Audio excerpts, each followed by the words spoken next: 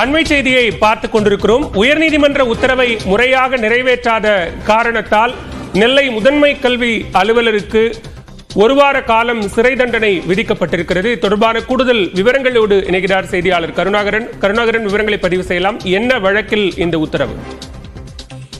பாலவேல், அதாவது நெல்லை மாவட்டத்தில் உள்ள அந்த திசைநிலை பகுதியில் உள்ள அந்த தனியார் உதவி பெறும் பள்ளியில் உடற்கல்வி ஆசிரியராக பணிபுரிந்தவர்.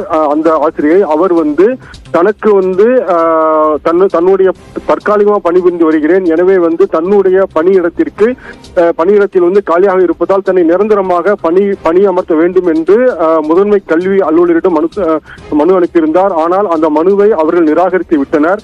இந்த சூழலில் கடந்த சில ஆண்டுகளுக்கு உயர்நீதிமன்ற மதுரை கிளையில் மனு தாக்கல் செய்திருந்தார். அந்த மனுவை விசாரித்த நீதிபதிகள் இவருக்கு முறைப்படி பணி நியமனம் வழங்க உத்தரவிட்டிருந்தனர். இந்த சூழலில் அந்த உத்தரவை நீதிமன்றம் நிறைவேற்றவில்லை. இந்த சூழலில் மனுதாரர் உயர்நீதிமன்ற உத்தரவை நிறைவேற்றாத நெல்லை மாவட்ட முதன்மை கல்வி அலுவலர் சின்னராசு மற்றும் மாவட்ட கல்வி அலுவலர் உள்ளிட்டோர் மீது நீதிமன்ற அவமதிப்பு நடவடிக்கை எடுக்க வேண்டும் என்று மனு தாக்கல் செய்திருந்தார். இந்த மனு நீதிபதி விக்டோரியா கௌரி முன்பு விசாரணைக்கு வந்தது.